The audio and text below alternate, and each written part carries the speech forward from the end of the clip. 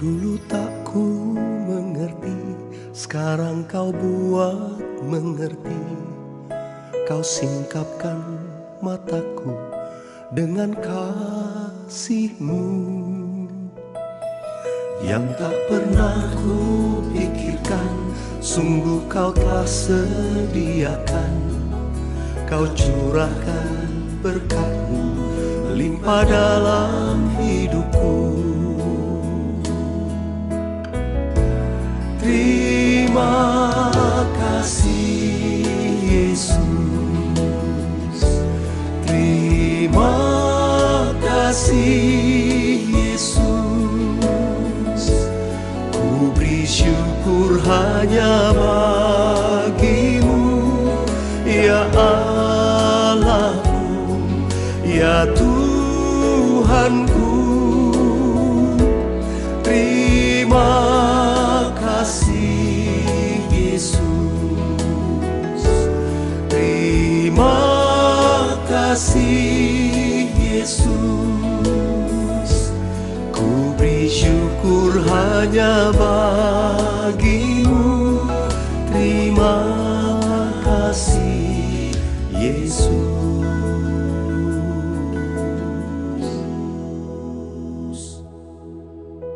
Seorang teman saya di Amerika pernah punya pengalaman khusus dengan lagu ini. Satu kali dia diizinkan mengalami sakit di jantungnya dan dia harus dioperasi.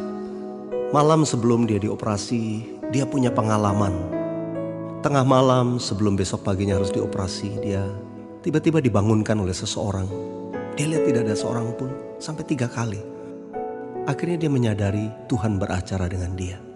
Dan waktu itu Tuhan berkata kepada dia, "Kamu tidak mempercayai aku." Dia bertanya-tanya bagaimana mungkin dia tidak percaya. Tuhan katakan, "Kamu tidak sekalipun mengucap syukur." Dia baru sadar.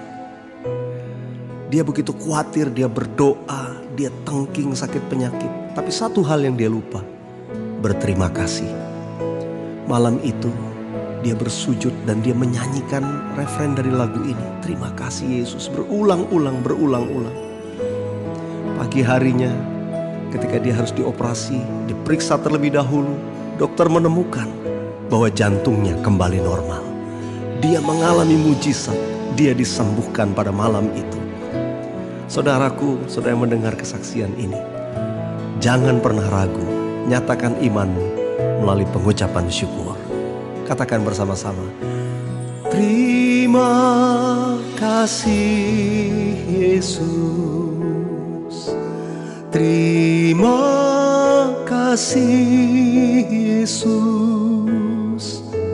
Ku beri syukur hanya bagi-Mu, ya Allahku, ya Tuhanku.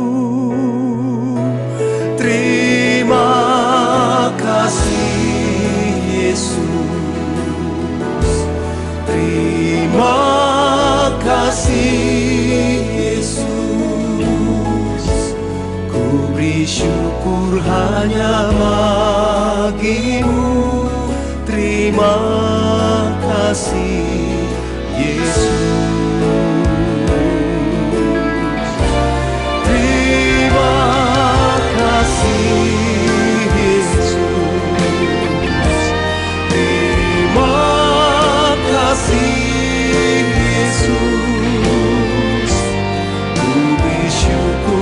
Hanya bagi-Mu, ya Allahku, ya Tuhanku.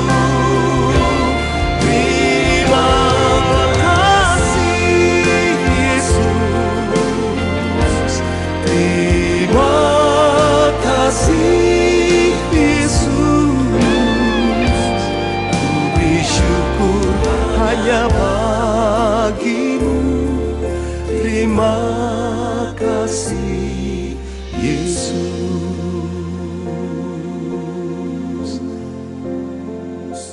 Yang dulu tak ku mengerti, sekarang Kau buat mengerti. Terima kasih Yesus.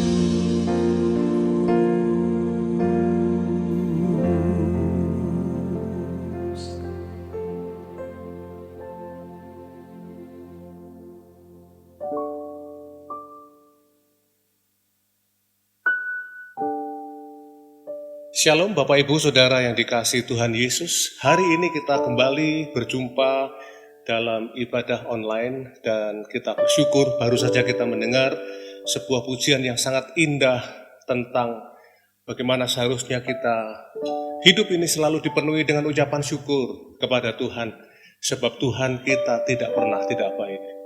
Bukannya kita diberkati kemudian mengucap syukur, tapi kita mengucap syukur oleh karena itu kita diberkati oleh Tuhan. Bukannya kita disembuhkan kemudian kita mengucap syukur, tapi kita mengucap syukur karena itu hati kita bersuka cita dan kita beroleh kesembuhan dari Tuhan. Karena itu biarlah hati dan hidup kita selalu dipenuhi dengan sukacita dan ucapan syukur. Sebelum kita mendengarkan firman Tuhan, saudara-saudara, mari kita berdoa bersama-sama, menyiapkan hati untuk menyambut kebenaran firman Tuhan yang akan kita renungkan bersama ini. Mari kita berdoa. Bapa di surga, terima kasih buat kesempatan yang sangat indah.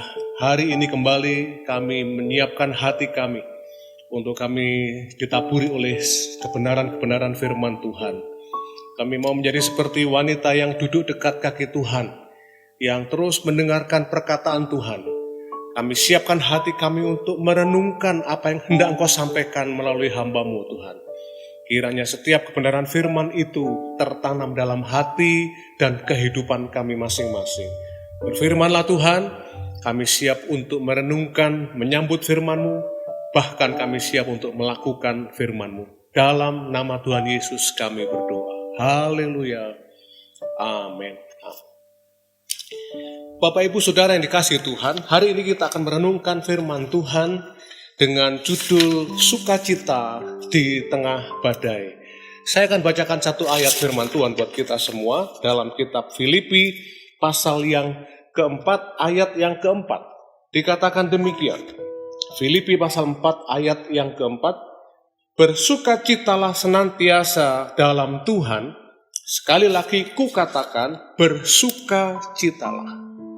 Saudara-saudara, hari-hari ini adalah hari-hari di mana ada banyak orang yang punya 1001 alasan untuk tidak bersukacita, untuk kehilangan sukacita. Di tengah-tengah situasi di mana kita bisa melihat setiap hari dari berita, ada banyak orang yang sedih, susah, menderita karena terpapar virus corona ini, saudara-saudara, membuat mereka kehilangan sukacita.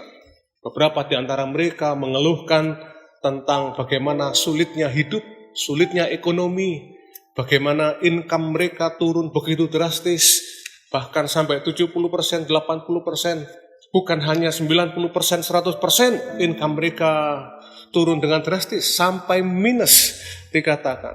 Beberapa usaha-usaha mereka mengalami kesulitan yang luar biasa, sehingga mereka mengeluhkan situasi ini, makan saja tidak cukup, apalagi untuk sesuatu yang lain. Saudara-saudara, dan beberapa hari yang lalu kita mendengar Presiden kita, Bapak Insinyur Jokowi, telah memberikan sebuah pengumuman bahwa untuk musim hari raya ini, mudik dilarang. Saudara-saudara, dan itu membuat ada banyak orang yang kemudian mengeluh lagi. Beberapa orang yang menjadi pengusaha di rental mobil mengeluhkan bahwa usaha mereka begitu terpuruk, saudara-saudara. Karena beberapa mobil yang mereka miliki itu masih leasing, masih kredit. Sehingga mereka tidak mampu membayar kreditan itu dan terpaksa mengembalikan mobil itu ke dealernya. Saudara-saudara, bukan hanya itu saja, supir-supir yang biasa dipakai oleh rental-rental itu pun juga kehilangan pekerjaan mereka. Dan ada banyak sisi-sisi kehidupan yang lain yang mengalami masalah. Saya dengar rumah makan yang sangat biasanya luar biasa, animo orang-orang yang mau makan di rumah makan itu, saudara-saudara, sekarang menjadi begitu sepi, dan itu berdampak pada nelayan-nelayan di pantai. Yang saya dengar sekarang mereka sudah menangkap banyak ikan, stok ikan mereka ribuan ton hari-hari ini, tapi mereka tidak bisa menjual ikan-ikan mereka. Dan mereka juga mengeluh dengan semuanya itu. Saudara, hari-hari ini kita melihat beberapa kota di Indonesia sudah diberlakukan PSBB. Dan itu menimbulkan banyak kesulitan di mana-mana. Beberapa negara melakukan lockdown, saudara-saudara, dan itu juga menimbulkan kesulitan bagi penduduknya. Bahkan di Inggris, ketika Inggris melakukan lockdown, ada seorang siswi umur 17 tahun bernama Beth Palmer. Dia bunuh diri karena tidak tahan dengan kesulitan yang dialami dalam keluarganya akibat lockdown di Inggris. Kemarin saya membaca sebuah berita di Thailand, ada seorang ibu muda yang berumur 26 tahun, karena lockdown di Thailand menimbulkan atau menyebabkan tabungan yang dia miliki habis. Anaknya kecil-kecil, 2 orang anak, tidak bisa lagi dia beli susu, dan akibatnya dia stres dan akhirnya dia bunuh diri. Saudara-saudara, bukan hanya itu, PSBB juga menimbulkan banyak orang tua yang khawatir karena anak-anak mereka ada di kota-kota yang sedang diberlakukan PSBB itu, di Jakarta, di Bogor, dan di berbagai tempat yang lain. Belum lagi keluarga-keluarga yang sedih karena keluarganya terpapar oleh virus corona ini, saudara-saudara. Jadi saudara, kalau disebutkan satu persatu, semua kesedihan, semua masalah, semua penderitaan karena badai yang terjadi akibat virus corona ini, mungkin tidak cukup waktu kita, saudara. Banyak sekali, luar biasa banyaknya. Dan itu semua secara akal sehat, secara logika kita, itu akan cukup memberikan kepada kita satu alasan yang masuk akal.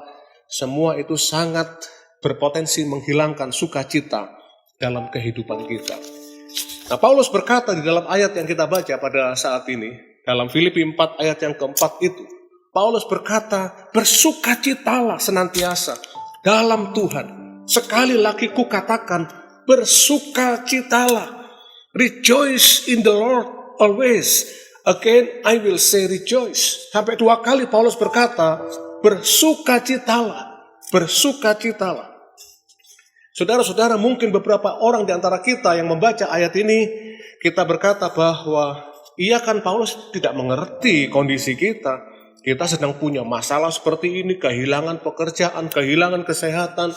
Kita punya banyak masalah-masalah yang lain dalam kehidupan ini, kompleks lah masalah kita hari ini. Paulus tidak ngerti. Oh, saudara-saudara, tunggu dulu. Sebab ayat yang kita baca ini adalah ditulis oleh Rasul Paulus, dan kitab Filipi ini adalah salah satu surat penjara di dalam Perjanjian Baru, yaitu ditulis oleh Rasul Paulus ketika Paulus ada di penjara di kota Roma. Dan keadaan Paulus waktu itu sangat tidak menyenangkan, saudara-saudara, sangat tidak ideal. Orang dalam penjara pasti tidak nyaman. Itulah kondisi Paulus waktu itu. Mungkin tidur kedinginan, mungkin tidur banyak nyamuk, dan lain sebagainya. Dan itu tidak diperhatikan. Makan, minum yang tidak sesuai dengan keinginan saudara-saudara, itu kondisi orang dalam penjara. Bahkan ketika Paulus di penjara di kota Roma itu, nasibnya tidak jelas. Mengapa? Karena orang-orang yang dipenjara pada zaman itu, sewaktu-waktu dia bisa menjalani eksekusi. Bisa dicomot dari dalam penjara itu dan kemudian diambil sewaktu-waktu. Mungkin siang, mungkin malam, mungkin dini hari, jam 1, jam 2 pagi, diambil dan kemudian langsung dieksekusi. Saudara-saudara, itulah nasib orang-orang dalam penjara pada waktu itu, dan itulah nasib Paulus. Tidak ada kepastian, tidak ada ketenangan, tidak ada kenyamanan, tapi Paulus dalam ayat ini berkata, bersukacitalah senantiasa dalam Tuhan. Sekali lagi kukatakan, bersukacitalah. Itu menunjukkan Paulus punya sukacita. Itu menunjukkan Paulus tidak dipengaruhi sukacita dalam hatinya oleh kondisi luar, kondisi eksternal, yang biarpun tidak ideal, tidak menyenangkan, tapi sukacita dalam hati Paulus itu mengalir keluar, saudara-saudara. Dan terbukti Paulus sebelumnya juga pernah dipenjara, ya, di kota Filipi. Saudara-saudara, dalam Kisah Rasul 16 dikatakan Paulus di sana dipenjara bersama dengan Silas. Dan ayat 25 dikatakan pada waktu tengah malam, maka Paulus dan Silas berdoa dan menaikkan puji-pujian kepada Allah. Menyanyi, menyembah Tuhan di tengah-tengah penjara, tengah malam. Dan semua orang hukuman itu mendengarkan itu. Saudara-saudara, dan itu menunjukkan bahwa bagi Paulus, sukacita dalam hatinya tidak dipengaruhi oleh faktor eksternal yang ada di luar. Banyak orang Kristen yang punya usaha, punya toko, tokonya sepi, sedihnya bukan main, saudara-saudara. Tokonya rame, untungnya berlimpah, bahagianya, sukacitanya bukan main. Saudara-saudara, tapi bagi Paulus, sukacita dalam hati Paulus tidak demikian. Mungkin di luar tidak ideal, mungkin di luar tidak baik situasinya. Sukacitanya dia, sukacita yang sejati, sukacita yang tidak tergoyahkan oleh kondisi dari luar. Nah, saudara-saudara, apa sih sebenarnya sukacita sejati itu? Sebelum saya mengajak saudara untuk melihat bagaimana mengalami sukacita sejati, kita perlu tahu tentang 3 macam sukacita. Yang pertama, sukacita palsu. Sukacita palsu itu adalah sukacita yang bisa kita dapatkan karena hasil perbuatan kita yang tidak benar. Mungkin kita korupsi, mencuri, menipu, saudara-saudara. Mungkin kita mendapatkan kebebasan dalam pergaulan. Mungkin kita mengkonsumsi narkoba, pil-pil ekstasi, dan lain sebagainya. Terus kita senang dengan itu. Kesenangan itu, sukacita itu adalah sukacita yang palsu. Yang kedua adalah sukacita yang biasa saja, yang natural, manusiawi. Saudara-saudara, misalnya kalau kita bekerja dan kita mendapatkan keuntungan, senang hati kita bersukacita, saudara-saudara. Kita sakit dan kita berobat ke dokter, minum obat 1 kali, 2 kali, sembuh sakit kita senangnya bukan main. Kita lulus SMA, kita cari perguruan tinggi yang kita harapkan, kita belajar mati-matian, kemudian kita ikut ujian, saudara-saudara, dan melihat pengumuman lulus, diterima di perguruan tinggi negeri itu. Wah, sukacitanya bukan main. Saudara, saya mau katakan ini sukacita yang biasa saja. Tapi ada yang sukacita yang ketiga adalah sukacita sejati. Sukacita sejati itu adalah sukacita karena pekerjaan Roh Kudus, karena hadirnya Tuhan dalam kehidupan kita, mengalami kehadiran Tuhan. Sukacita itu kemudian muncul ada dalam hati kita. Karena itu buah Roh Kudus yang kedua dikatakan sukacita dalam Galatia pasal 5 ayat 22. Buah Roh Kudus adalah kasih, sukacita. Mengapa dikatakan buah Roh Kudus? Karena itu adalah pekerjaan Roh Kudus, hasil karya Roh Kudus dalam hati dan hidup kita yang terbuka untuk pekerjaan Roh Kudus. Jadi saudara-saudara, 3 macam sukacita ini harus kita pahami. Sukacita palsu adalah sukacita yang menipu. Orang yang bersukacita dengan sukacita palsu ini hatinya kosong.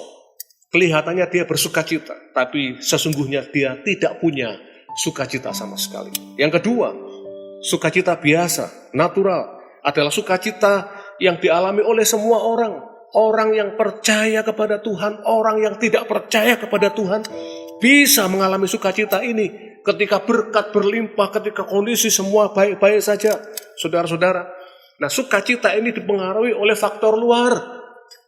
Kalau uang banyak, maka sukacita berlimpah-limpah. Kalau uang habis, sukacitanya pun juga ikut habis, saudara-saudara.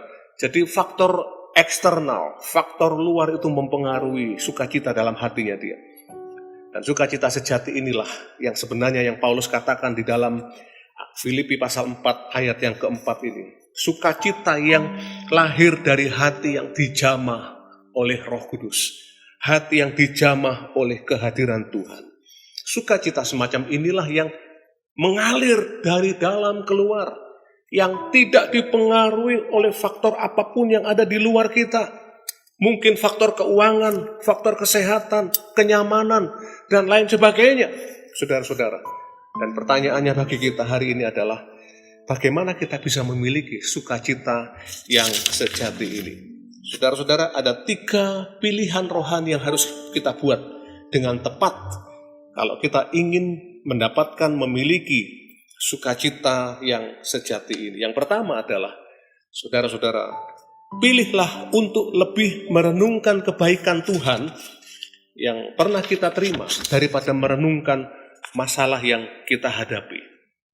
Saudara-saudara, ada beberapa ayat firman Tuhan dalam kitab Ratapan, pasal yang ketiga, ayat 19 sampai 23. Dikatakan demikian, ingatlah akan sengsaraku dan pengembaraanku, akan ipuh dan racun itu.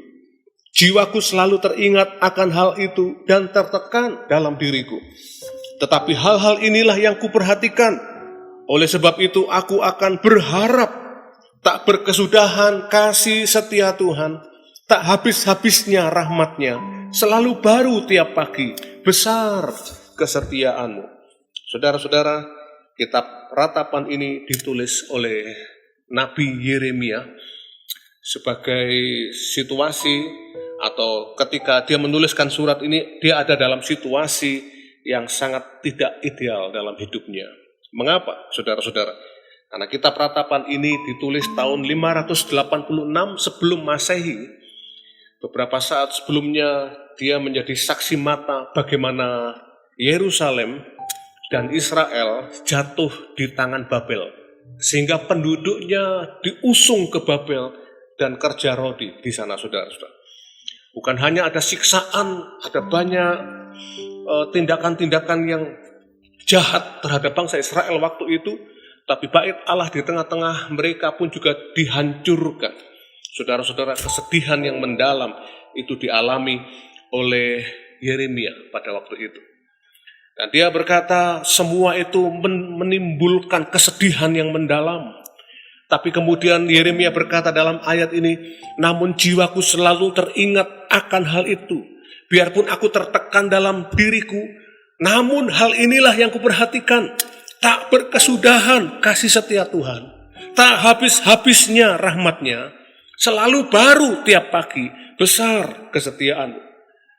Yeremia lebih memilih untuk merenungkan kebaikan-kebaikan Tuhan yang pernah dia terima daripada dia merenungkan masalah yang sedang dia hadapi hari ini, saudara. Dan itu menimbulkan, saudara-saudara, sukacita dalam hati, keyakinan dalam hati bahwa Tuhan tetap baik dan tidak pernah tidak baik. Karena saudara-saudara, kita harus sadar bahwa memang dalam kehidupan kita ini kadang-kadang kita punya masalah-masalah yang sangat menyedihkan hati kita.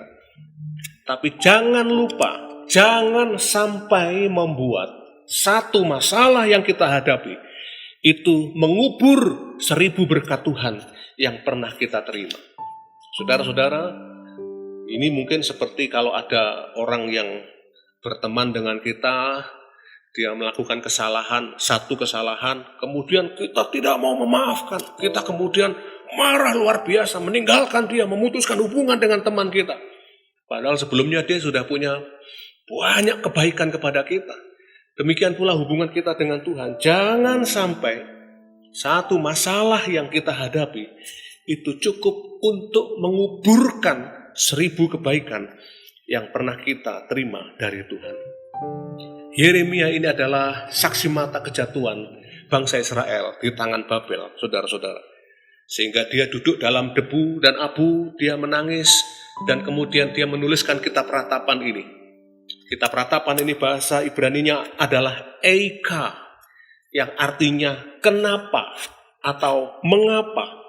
Sehingga ketika muncul masalah ini, pertanyaan-pertanyaan pun muncul. Mengapa diizinkan Tuhan bangsa yang diberkati luar biasa ini, umat pilihan, nenek moyang bangsa ini adalah orang-orang yang berkenan di hati Tuhan. Ada Abraham, Ishak, Yakub, ada Yusuf, ada Musa yang membelah laut Teberau. Bangsa ini pernah menerima dari Tuhan mana yang dari langit 40 tahun dan lain sebagainya. Saudara-saudara, mengapa bangsa yang luar biasa ini mengalami musibah yang mengerikan seperti sekarang ini? Saudara-saudara, itu menjadi perenungan Yeremia. Namun di tengah-tengah perenungan itu, kemudian Yeremia mengingat kembali, oh, kasih setia Tuhan itu tidak pernah berhenti. Kebaikan-kebaikan Tuhan diingat lagi oleh Yeremia. Dan itu menimbulkan sebuah keyakinan dalam hati. Apapun yang terjadi dalam hidup kami, Tuhan tidak pernah tidak baik. Pasti Tuhan tidak pernah meninggalkan. Pasti Tuhan akan punya sesuatu yang luar biasa. Pasti Tuhan akan memulihkan, saudara-saudara. Ini pilihan yang tepat, pilihan yang pertama, yang membuat hati kita akan yakin dan tetap mempunyai sukacita di tengah-tengah situasi yang tidak menyenangkan, di tengah-tengah masalah yang menimpa kehidupan kita. Tuhan selalu setia dalam kehidupan kita. Ingatlah akan kebaikan Tuhan. Itu pilihan pertama. Kalau kita rindu memiliki sukacita sejati, maka jangan lupakan kebaikan Tuhan. Jangan sampai membuat satu masalah mengubur 1000 kebaikan Tuhan yang pernah kita terima. Yang kedua, saudara-saudara, bagaimana kita bisa menerima, memiliki sukacita sejati? Yang kedua adalah, saudara-saudara, pilihlah untuk lebih mempercayai rencana Allah yang pasti baik di balik setiap peristiwa yang terjadi. Dibandingkan daripada kita merenungkan apa akibat buruk dari masalah yang kita hadapi ini. Jadi lebih baik kita lebih mempercayai rencana Allah yang pasti baik dalam kehidupan kita, meskipun kondisi yang kita hadapi sekarang ini sedang tidak baik. Saudara-saudara, saya percaya ada 2 macam kebaikan yang Allah sediakan di balik setiap masalah yang kita hadapi. Kebaikan yang pertama adalah kebaikan untuk situasi kehidupan kita, saudara. Saudara-saudara, Tuhan seringkali mengizinkan satu masalah untuk membongkar sebuah kehidupan, supaya Tuhan bisa memberikan sesuatu yang lebih baik secara fisik, ya secara jasmani dalam kehidupan seseorang. Saudara-saudara, saya teringat satu kali ada seorang hamba Tuhan yang bersaksi. Dia melihat gerejanya ini tidak terlalu besar, agak sempit, sedangkan dari tahun ke tahun jemaat makin bertambah, sehingga gereja makin penuh, sesak orang, tidak cukup, sehingga pintu masuk harus dibuka, ditambah kursi di depannya, supaya bisa menampung lebih banyak jemaat. Saudara, sedangkan tanah gereja itu tidak terlalu luas, sehingga gembala ini rapat dengan majelis gereja, dan kemudian mereka memutuskan dalam rapat itu, kita akan bangun gereja ini lebih luas dengan tanah yang ada, sehingga bisa menampung lebih banyak jemaat lagi. Saudara-saudara, akhirnya diputuskan dan dibangun bertingkat, supaya di bawah ini lebih luas lagi untuk menampung jemaat yang lebih banyak lagi. Nah, pendeta berkata, kita berdoa kepada Tuhan, karena kita tidak punya dana untuk hal itu. Kita tidak punya uang. Kita serahkan semua ke dalam tangan Tuhan. Saudara, kemudian pulanglah mereka selesai rapat itu jam 12 malam, jam 1 pagi dini hari, pendeta rumahnya digedor-gedor oleh jemaat Tuhan. Dan jemaat ini berteriak-teriak, Pak Pendeta, Pak Pendeta, Pak Pendeta, cepat keluar. Saudara-saudara, pendeta mendengar itu, dia tahu itu suara jemaat. Dan akhirnya dia segera bangun, tergopoh-gopoh, dia keluar. Dan dia menemui jemaat di luar pintu rumahnya. Dan dia berkata, ada apa? Pak Pendeta, gereja kita terbakar. Rupanya ada konsleting listrik dan sekarang habis terbakar. Pak Pendeta, cepat kita lihat. Langsung pendeta itu berangkat ke gereja itu dan melihat gedung gereja sudah terbakar. Sudah tidak mungkin diselamatkan lagi. Saudara-saudara, keesokan paginya, kemudian pendeta dengan majelis ini kumpul lagi. Dan dia kemudian membicarakan mengenai bagaimana kita harus segera memulai pembangunan gereja ini. Dana uang kita tidak ada, dan uang kita sangat terbatas. Kemudian dalam rapat itu diputuskan, kita sewa gedung. Di kota ini ada sebuah gedung bioskop yang baru dibangun, tapi tidak dioperasikan dan tidak dijadikan menjadi gedung bioskop. Kita sewa gedung itu. Sebuah gedung yang besar sekali, saudara-saudara. Bisa 10 kali lipat lebih luas dari gereja itu. Disewa oleh gereja ini, oleh pendeta dan majelis ini. Dan akhirnya mereka, singkat cerita, menyewa gedung itu dan memulai kebaktian perdana hari Minggu di gedung bioskop itu, saudara-saudara. Di pojok saja, karena gedungnya terlalu besar. Saudara-saudara, dan kemudian berita ini tersebar ke seluruh kota, ke banyak kota-kota yang lain, banyak orang bersimpati, dan kemudian sementara gembala majelis menyiapkan untuk rencana pembangunan gedung gereja yang baru, saudara-saudara, dari waktu ke waktu, dari minggu ke minggu, dari bulan ke bulan, gedung bioskop yang disewa itu ternyata kebaktian-kebaktian mereka diberkati Tuhan. Jiwa-jiwa berdatangan, saudara-saudara, sehingga hanya dalam waktu 1 tahun gedung bioskop itu hampir penuh dengan jiwa-jiwa. Dan akhirnya mereka rapat lagi untuk memutuskan, kita tidak usah membangun gedung yang baru, kita beli saja gedung bioskop ini. Dan akhirnya ketika terjadi negosiasi, saudara-saudara, dengan pemilik gedung itu, dijual gedung itu kepada gereja. Gereja ini punya sebuah gedung yang luar biasa hanya dalam waktu 1 tahun. Dan Tuhan berkati luar biasa. Saudara-saudara, ketika gereja ini gedungnya terbakar, maka mungkin orang berpikir, di mana Tuhan? Kok Tuhan diam saja? Kok Tuhan tidak menyelamatkan gedung ini? Di mana Tuhan? Kok Tuhan tidak menolong, melindungi? Saudara-saudara, tapi Tuhan punya rencana yang luar biasa. Di balik setiap situasi buruk yang kita hadapi, saya mau katakan kepada saudara, tidak mungkin Tuhan tidak punya rencana yang baik. Tuhan punya rencana yang baik. Rencana baik Tuhan dalam kehidupan kita itu 2 macam, yaitu kebaikan untuk situasi kehidupan kita saat ini. Dan yang kedua adalah untuk kehidupan kerohanian kita, pembaharuan karakter dan manusia rohani kita, saudara-saudara. Paulus mengalami itu, dan karena itu Paulus katakan di dalam 2 Korintus pasal 4 ayat 16 dan 17 dikatakan, sebab itu kami tidak tawar hati, tapi meskipun manusia lahiriah kami semakin merosot, namun manusia batiniah kami dibaharui dari sehari ke sehari. Sebab penderitaan ringan yang sekarang ini mengerjakan bagi kami kemuliaan kekal yang melebihi segala-galanya, jauh lebih besar daripada penderitaan kami. Saudara-saudara, Paulus katakan memang manusia lahiriah kami ini merosot. Memang secara jasmani kesehatan kami ini merosot. Namun saya merasa mengalami bahwa kuasa Tuhan itu memulihkan manusia batiniah. Tuhan bisa menyembuhkan.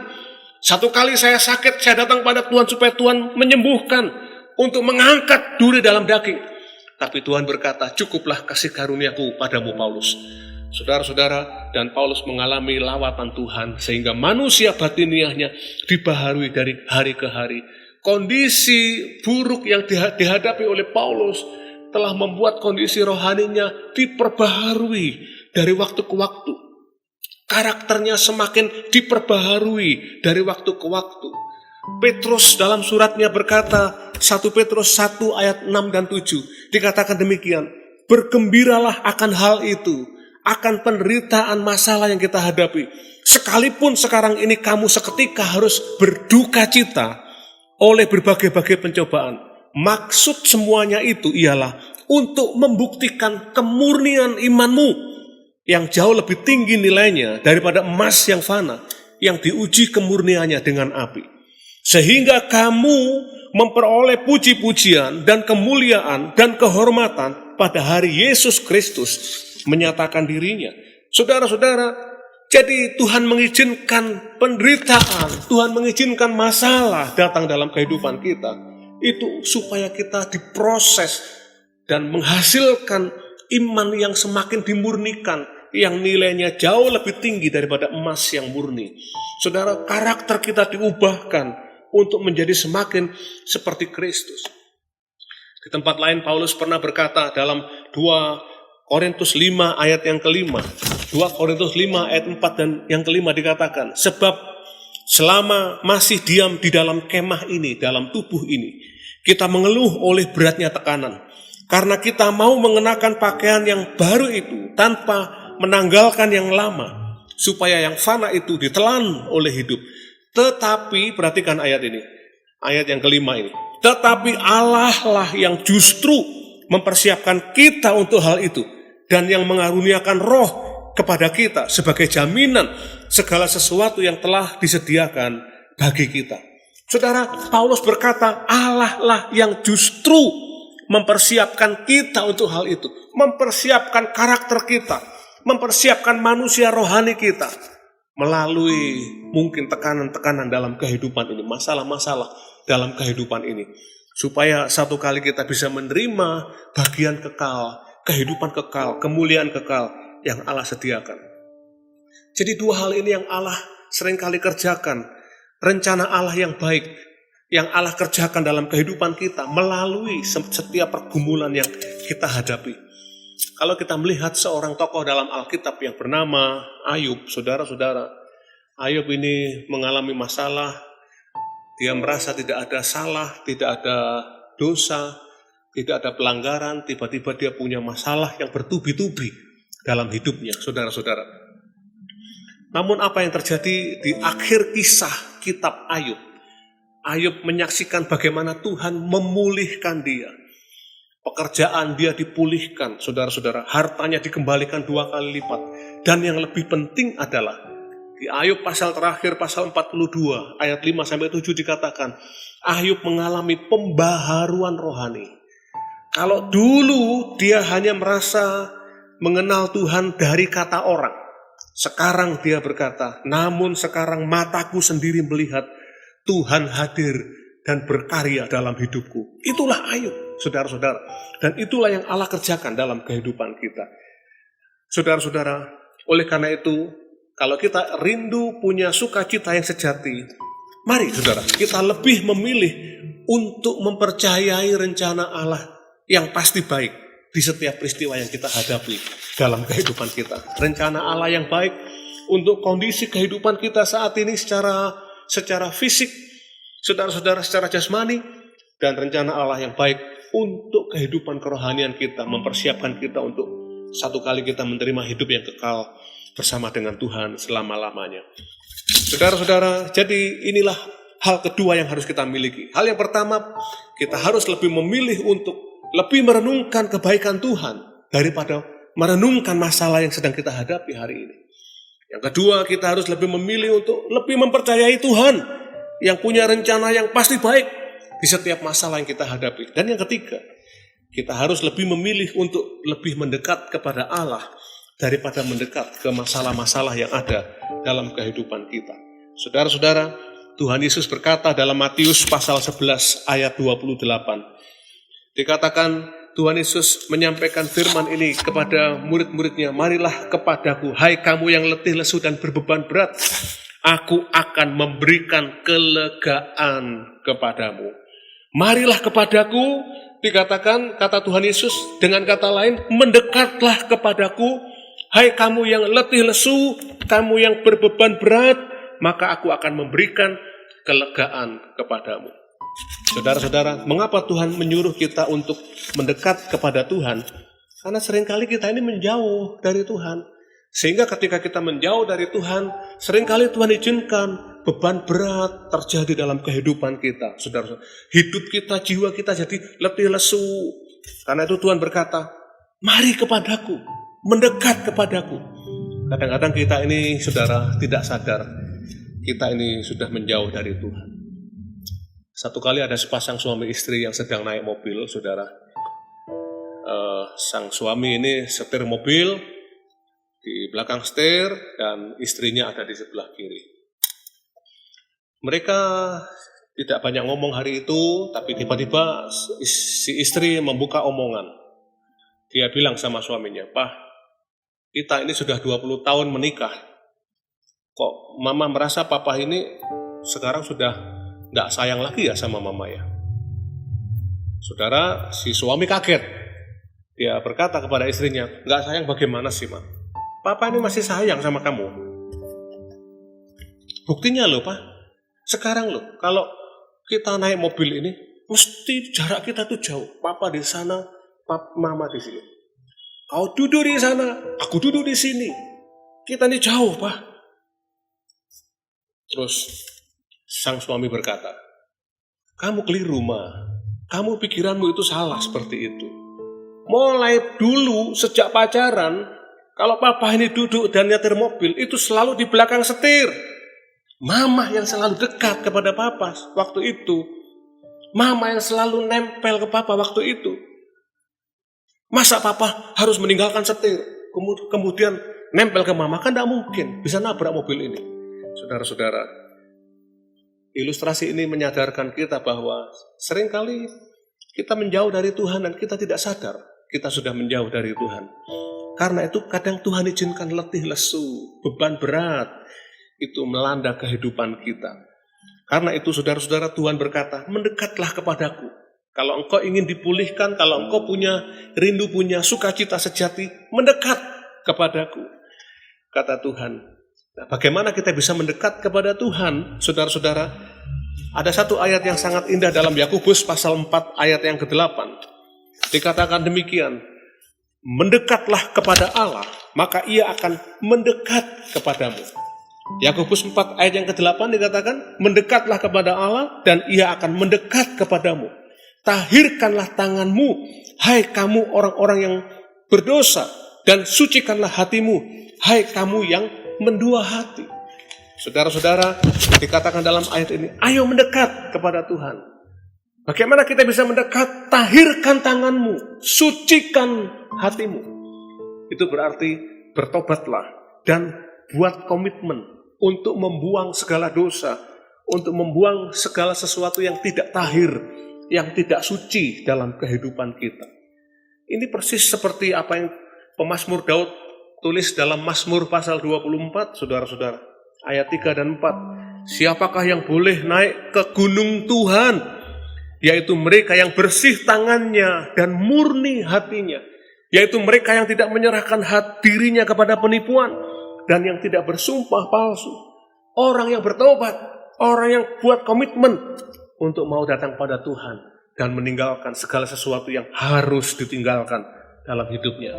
Itu langkah pertama kalau kita mau mendekat pada Tuhan. Langkah kedua adalah Paulus memberikan contoh yang luar biasa ketika dia di penjara di kota Filipi. Tengah malam Paulus dan Silas ini kemudian mereka menyembah Tuhan. Saudara-saudara, memuji Tuhan dan menyembah Tuhan di dalam penjara di kota Filipi.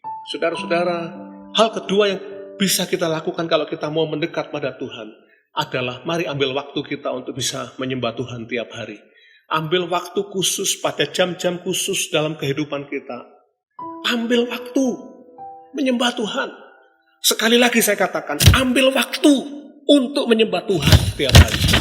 Saudara-saudara, ini yang Tuhan mau dalam kehidupan kita. Saya tahu ini tidak mudah, saudara. Bahkan ketika kita ada di tengah masalah yang berat, saya tahu ini tidak mudah untuk menyembah Tuhan. Saudara-saudara, yang paling mudah kita lakukan adalah mengeluh dengan masalah itu. Tapi Tuhan mau kita belajar untuk menyembah Tuhan di tengah pergumulan, di tengah masalah, di tengah tekanan hidup. Saya tahu itu tidak mudah karena saya sendiri mengalami situasi yang seperti itu, saudara-saudara. Beberapa tahun yang lalu ketika anak saya kena demam berdarah dan harus masuk ke rumah sakit. Saudara-saudara, dari hari ke hari saya selalu memantau perkembangan jumlah trombosit darahnya.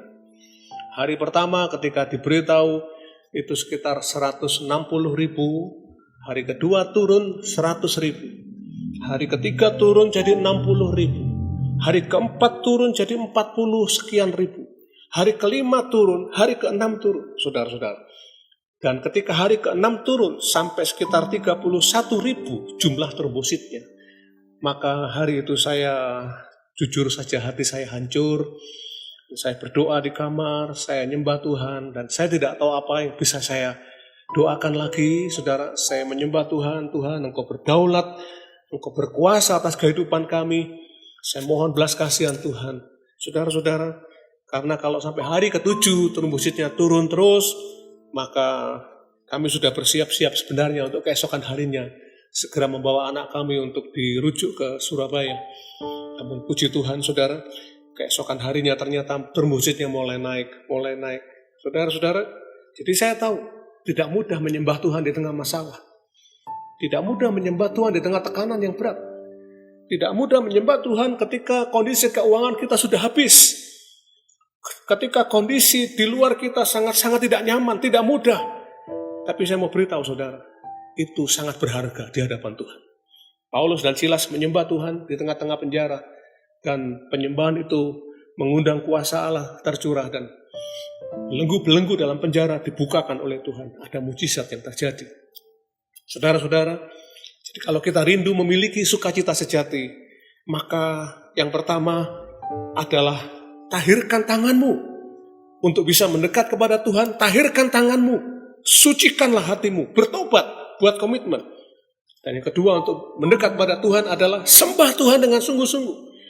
Yang ketiga, berdoa pada Tuhan. Saudara-saudara, bentangkan masalah kita di hadapan Tuhan. Seperti yang Paulus katakan dalam Filipi 4 ayat yang ke-6. Dikatakan demikian, janganlah hendaknya kamu khawatir tentang apapun juga. Jangan khawatir, jangan gelisah, jangan tertekan oleh apapun juga.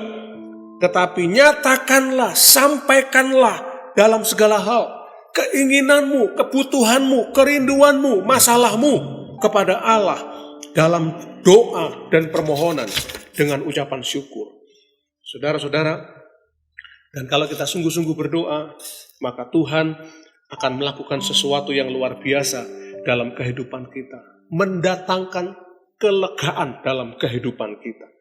Kalau kita sungguh-sungguh berdoa, kita akan mengalami kehadiran Tuhan yang sangat indah dalam kehidupan kita. Dan kehadiran Tuhan, perjumpaan kita dengan Tuhan dalam doa, itulah yang membuat kita mengalami kelegaan dalam hati ini. Saudara-saudara, mengalami kelegaan yang luar biasa. Jadi mungkin saya mau katakan, mungkin masalah kita belum selesai. Tapi kehadiran Tuhan itu telah menimbulkan, memberikan kelegaan yang luar biasa dalam hati. Ada damai sejahtera, ada sukacita, ada ketenangan, ada keyakinan, kepastian akan pertolongan Tuhan. Saudara-saudara, seperti yang pernah Daud katakan dalam Mazmur 62 ayat yang kedua, hanya dekat Allah saja, aku tenang, kata Daud. Mazmur 62 itu sejarahnya adalah Daud sedang dikejar-kejar oleh musuh yang bernafsu kuat untuk membunuh Daud. Tapi di tengah-tengah Daud melarikan diri, sementara musuh mengejar dia dan akan membunuh dia. Daud merasakan kehadiran Tuhan dan Mazmur 62 itu ditulis dalam situasi yang seperti itu. Hanya dekat Allah saja aku tenang. Saudara-saudara, hari ini kita mengalami ada begitu banyak masalah dalam kehidupan ini. Semua orang punya masalah hari-hari ini di tengah-tengah badai pandemi corona. Saudara-saudara, ada banyak kehidupan yang terpukul oleh badai pandemi corona ini. Begitu hebat terpukul sehingga hampir tidak ada sektor kehidupan yang tidak terpukul. Semuanya terpukul dengan keras. Orang-orang punya alasan untuk kehilangan sukacita. Saudara-saudara, namun firman Tuhan berkata kepada kita, Tuhan menyediakan sukacita yang melampaui segala akal. Sukacita yang tidak dipengaruhi oleh faktor-faktor luar. Itulah sukacita ilahi. Itulah yang dikatakan dalam bahasa Yunani makarios. Sukacita itu makarios. Yang artinya makarios itu satu istilah yang dipakai oleh orang Yunani untuk menjelaskan itu adalah sukacita yang ada di hati para dewa. Dengan kata lain, makarios dalam Alkitab adalah sukacita yang ada dalam hati Tuhan. Tuhan karuniakan kepada kita. Saudara-saudara, di tengah-tengah situasi yang hebat ini, sukacita seperti itu akan tinggal tetap dalam hati kita. Karena itu dikatakan itulah damai sejahtera yang melampaui segala akal, yang memenuhi hati kita dan memancar keluar. Sehingga sukacita semacam itu tidak dipengaruhi oleh situasi yang ada di luar kehidupan kita. Saudara-saudara, firman Tuhan hari ini berkata kepada kita, milikilah sukacita yang sejati di tengah-tengah badai kehidupan ini. Bagaimana kita bisa memiliki sukacita sejati itu? Dengan kita membuat 3 pilihan rohani yang tepat. Yang pertama, saudara-saudara, mari kita lebih memilih untuk merenungkan kebaikan Tuhan daripada memilih untuk merenungkan masalah yang kita hadapi. Yang kedua, mari kita lebih memilih untuk mempercayai bahwa Tuhan punya rencana yang baik di balik setiap masalah ini, daripada kita merenungkan kemungkinan-kemungkinan buruk yang diakibatkan oleh masalah ini. Dan yang ketiga, Mari kita lebih memilih untuk lebih mendekat kepada Allah daripada kita lebih mendekat kepada masalah, saudara-saudara. Dan saya percaya kalau kita memilih untuk punya sukacita sejati, membuat pilihan-pilihan yang tepat ini, saudara akan bisa mengalami seperti yang Paulus alami, bersukacita dalam hati, sukacita yang melampaui segala akal, damai sejahtera yang melampaui segala akal.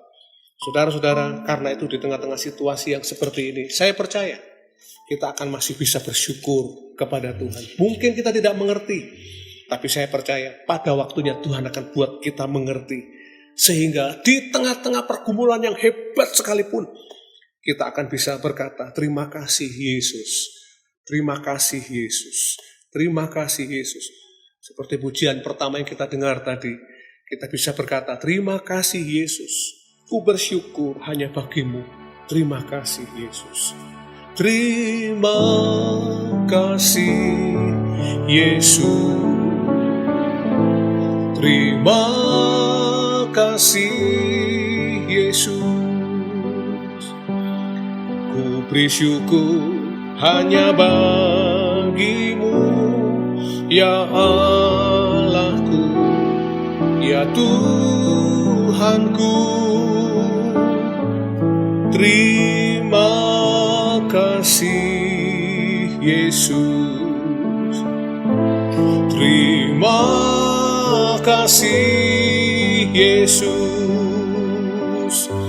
ku beri syukur hanya bagimu, terima kasih Yesus. Saudara-saudara, di tengah-tengah pergumulan, badai, masalah yang dihadapi dalam kehidupan ini, ketika kita mengambil pilihan yang tepat, seperti yang dikatakan firman Tuhan hari ini, kita lebih memilih untuk lebih merenungkan berkat-berkat Tuhan yang pernah Tuhan beri, daripada merenungkan masalah-masalah dengan segala akibatnya. Lebih memilih untuk mempercayai Allah yang punya rencana baik dalam setiap masalah. Lebih memilih untuk mendekat pada Tuhan. Maka sukacita itu akan ada dalam hati kita. Dan kita akan bisa berkata, terima kasih Yesus. Di tengah situasi yang sangat berat sekali dalam hidup ini, dari mulut kita bisa berkata, terima kasih Yesus. Terima kasih Yesus. Kita angkat pujian ini, yang dulu tak ku mengerti, sekarang kau buat mengerti. Kau singkapkan mataku dengan kasih. Haleluya. Yang dulu tak ku mengerti, sekarang kau buat mengerti. Kau singkapkan mataku dengan kasih-Mu, yang tak pernah ku pikirkan, sungguh kau telah sediakan. Kau curahkan berkat limpah dalam hidupku.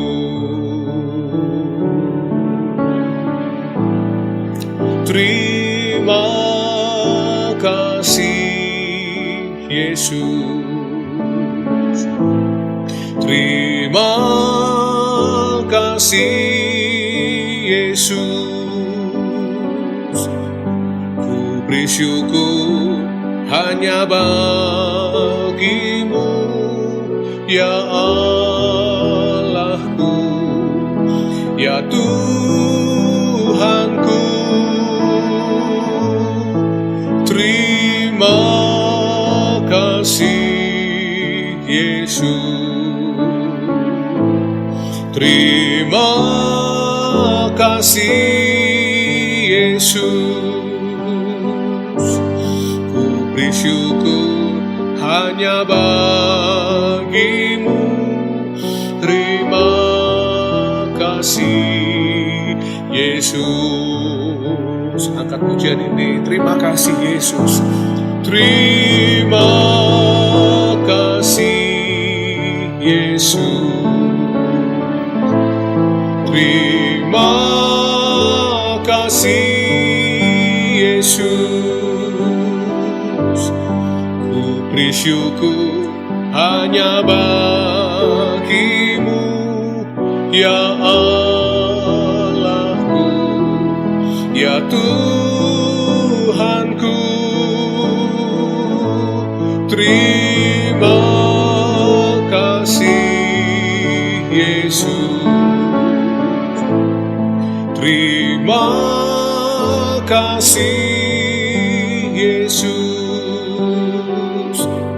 Ku beri syukur hanya bagimu. Terima kasih Yesus. Ku beri syukur, ku beri syukur hanya bagimu. Terima kasih Yesus. Ku beri syukur hanya bagimu. Terima kasih Yesus. Haleluya. Terima kasih buat kebaikan-Mu Tuhan. Kami bersyukur Yesus. Haleluya, haleluya. Terima kasih buat anugerah-Mu. Terima kasih Yesus. Haleluya, haleluya, haleluya. Kami bersyukur. Terima kasih Yesus. Haleluya, haleluya. Mari kita satu dalam doa. Bapa, terima kasih buat firman-Mu yang telah kami dengar, kami renungkan pada saat ini. Terima kasih karena di tengah-tengah situasi yang berat yang dialami oleh semua orang di atas muka bumi ini, Tuhan, Engkau mengasihi kami. Engkau hadir dalam kehidupan kami. Engkau berhadirat dalam keluarga kami. Dan Engkau menyediakan sesuatu yang tidak disediakan oleh dunia ini. Sukacita, damai sejahtera yang melampaui segala akal. Tuhan, terima kasih buat anugerah-Mu.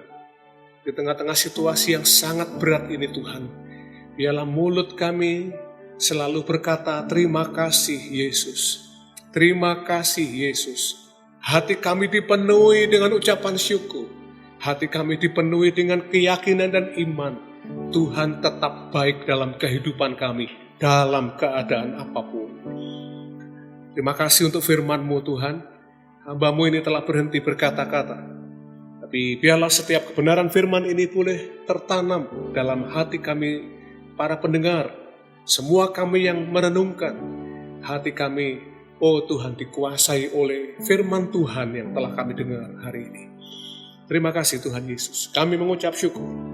Dan kami memohonkan doa ucapan syukur kami dalam nama Tuhan Yesus Kristus. Haleluya. Amin. Puji Tuhan, Bapak Ibu Saudara yang dikasihi Tuhan. Saya rindukan firman Tuhan ini boleh menjadi pengalaman rohani buat kita sekalian. Bahwa saudara-saudara di tengah-tengah situasi yang seperti sekarang ini, hati kita meluap dengan sukacita. Karena kehadiran Tuhan dalam kehidupan kita semuanya. Dan hari ini ingin saya sampaikan kepada saudara, minggu depan adalah minggu pertama bulan Mei, saudara-saudara, dan kita akan segera masuk dalam kebaktian yang disertai dengan perjamuan kudus. Karena itu saya rindu seluruh jemaat mempersiapkan hati dan hidup saudara dengan baik, supaya setiap kita bisa bersekutu dengan roti dan anggur yang adalah tubuh dan darah Yesus, makan dan minum roti anggur perjamuan kudus, dan kita semua beroleh kasih karunia. Yang lemah dikuatkan, yang berbeban berat diberi kelegaan oleh Tuhan. Bahkan tidak mustahil, yang sakit akan disembuhkan oleh Tuhan. Saudara-saudara, siapkan hidup saudara untuk kebaktian yang disertai dengan perjamuan kudus minggu depan. Dan kita akan berjumpa lagi dalam kebaktian online yang diberkati oleh Tuhan. Saya percaya pintu gereja bisa tertutup, tapi pintu surga tidak pernah tertutup bagi orang-orang yang mengasihi Tuhan, yang sungguh-sungguh mengasihi Tuhan. Karena itu persiapkan diri saudara, hati saudara, setiap kali akan memasuki kebaktian online, dan bahkan minggu depan, disertai perjamuan kudus, siapkan semua dengan baik, supaya anugerah, kemurahan Tuhan turun atas kita sekalian. Kita akan akhiri ibadah kita hari ini, saudara-saudara, dan kita akan bersama-sama menaikkan satu pujian. Terima kasih Yesusku, terima kasih Yesusku. Terima kasih Yesusku, terima kasih Yesusku. Puji syukur hanya bagi Tuhanku. Terima kasih Yesusku, terima kasih Yesusku. Puji syukur hanya bagi Tuhanku. Puji syukur hanya bagi Tuhanku. Puji syukur hanya bagi Tuhanku. Bapa, di akhir ibadah kami hari ini, kami bersatu hati berdoa untuk bangsa dan negara yang kami cintai, Indonesia. Di tengah-tengah pemerintah kami berjuang untuk mengatasi masalah pandemi corona yang menerjang kehidupan kami semuanya. Tuhan kiranya akan memberikan pertolongan, Tuhan memberikan hikmat, Tuhan memberikan akal budi kepada para pemerintah yang ada di negara kami, baik itu presiden, wakil, para menteri, semua yang terkait dalam usaha-usaha ini. Kami berdoa untuk para medis, dokter, dan semua mereka yang berjuang di garis depan untuk mengobati pasien-pasien yang ada. Tuhan kiranya akan memberikan pertolongan kemurahannya untuk Indonesia, sehingga bangsa kami bisa segera mengatasi masalah ini dengan baik, dan kami segera boleh melihat kondisinya boleh normal kembali oleh kemurahan Tuhan. Terima kasih Tuhan Yesus. Terima kasih. Hamba berdoa untuk seluruh umat-Mu dan jemaat-Mu. Tuhan kiranya akan memberkati mereka, melindungi mereka, supaya jemaat-Mu yang ada di tempat ini, dimanapun mereka berada, mereka yang sedang mendengar siaran ibadah online ini Tuhan, mereka diberkati Tuhan. Keluarga-keluarga mereka dibungkus oleh darah Yesus, sehingga kuasa darah Yesus meluputkan kami semua, sehingga tidak ada satupun anggota keluarga kami yang terpapar dengan virus ini Tuhan, karena kuasa Tuhan yang melindungi kami semuanya. Terima kasih Tuhan, terima kasih.